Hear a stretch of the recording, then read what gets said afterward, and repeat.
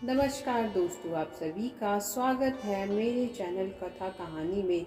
आज हम आपके लिए मंगलवार के व्रत की कथा लेके आए हैं। इसमें हनुमान जी की पूजा और व्रत किया जाता है। कथा इस प्रकार है। एक ब्राह्मण दंपत्ति के कोई संतान न हुई थी, जिसके कारण पति पत्नी दुखी रहते। वह ब्राह्मण हनुमान जी की पूजा हेतु वन में चला गया। वह पूजा के साथ महावीर जी से एक पुत्र की कामना प्रकट किया करता था। घर पर उसकी पत्नी मंगलवार व्रत पुत्र की प्राप्ति के लिए क्या करती थी। मंगल के दिन व्रत के अंत में भोजन बनाकर हनुमान जी को भोग लगाने के बाद स्वयं भोजन ग्रहण करती थी। एक बार कोई व्रत आ गया जिसके कारण ब्राह्मणी भोजन न बना सकी। तब हनुमान जी का भोग भी नहीं लगाया। वह अपने मन में ऐसा प्रण करके सो गई कि अब अगले मंगलवार को हनुमान जी का भोग लगाकर अन्न ग्रहण करूंगी।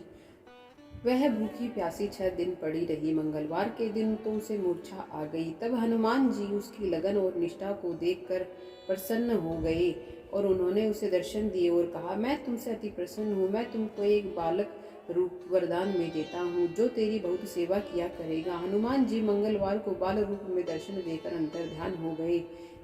सुंदर बालक पाकर ब्राह्मणी अति प्रसन्न हुई। ब्राह्मणी ने बालक का नाम मंगल रखा। कुछ समय पश्चात ब्राह्मण वन से लौट कर आया। प्रसन्न चित्त सुंदर बालक घर में क्रीड़ा करते देखकर वह ब्राह्मण पत्नी से बोला, यह बालक कौन है। पत्नी ने कहा, मंगलवार के व्रत से प्रसन्न हो हनुमान जी ने दर्शन दे मुझे बालक दिया है। पत्नी की बात छल से भरी जान उसने सोचा, यह उल्टा वे विचारिणी अपनी कुलक्षणा छुपाने के लिए बात बना रही है। एक दिन उसका पति कुएं पर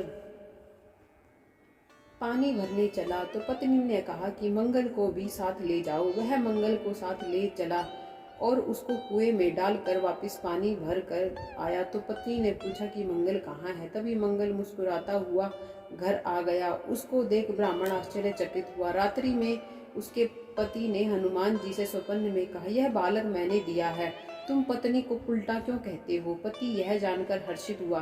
फिर पति पत्नी मंगल का व्रत रख अपनी जीवन आनंद पूर्वक व्यतीत करने लगे। जो मनुष्य मंगलवार व्रत कथा को पढ़ता या सुनता है और नियम से व्रत रखता है, उसके हनुमान जी की कृपा से सब कष्ट दूर होकर सर्व सुख प्राप्त होता है। बोले हनुमान जी की जय हो।